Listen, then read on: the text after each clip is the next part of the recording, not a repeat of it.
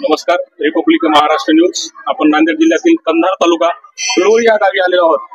फुलोळी या गावी नामोत्सव ज्ञानयज्ञ सोहळा हे महादेव मंदिर फुलोळी या ठिकाणी चालू आहे।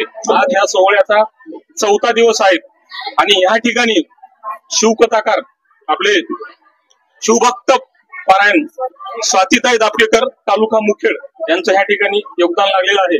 तर आपण ताईशी विचारू हे फुलोळ नगरी कशी आहे आणि हे फुलोळ नगरी इथं महादेवाचं मंदिर जे आहे ते महादेवाचं मंदिर ताईला आल्यानंतर इथं कसं वाटलं आणि भक्तगणांचा प्रतिसाद ताईला कसा भेटला हे आपण ताईशी बोलून घेऊया। ओम नमो शिवलिंगाय गुरुवे।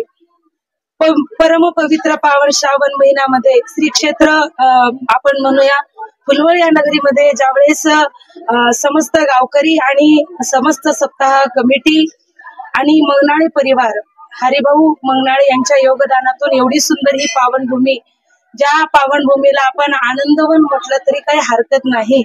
मला असं वाटतं फुलवाळी या नगरीमध्ये आल्यानंतर गावापासून 1 ते 1.5 किलोमीटर अंतरावरती असणारं हे महादेवाचं मंदिर, विश्वेश्वराचं मंदिर, इथे आल्यानंतर मला असं वाटलं की एवढ्या दूर श्रावण महिन्यामध्ये महिला मंडळ भाविक भक्त कथेला येतात की नाही, पण मी येण्याच्या आधी आमच्या 200 ते 250 महिला मी येण्याच्या आधी एकत्रित येतात। म्हणजे हे गाव आध्यात्मिक आहे, आध्यात्मिक संत परंपरेचा वारसा या गावाला लाभलेला आहे आणि या समस्त गावकऱ्यांच्या माध्यमातून या नगरीची सेवा करण्याचं हे निसर्गरम्य वातावरणामध्ये प्रत्यक्ष नैमिषारण्यामध्ये कथा ऐकल्याचा आनंद आणि मनाला समाधानता प्राप्त होते। हा योग तुम्हा सर्वांमुळे आला।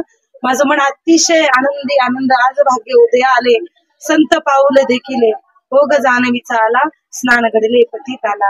शिवाय नमः, शिवाय नमः। तुमचं खूप धन्यवाद, अभिनंदन तुमचं, आमच्या चॅनल कडून तुम्हाला अभिनंदन।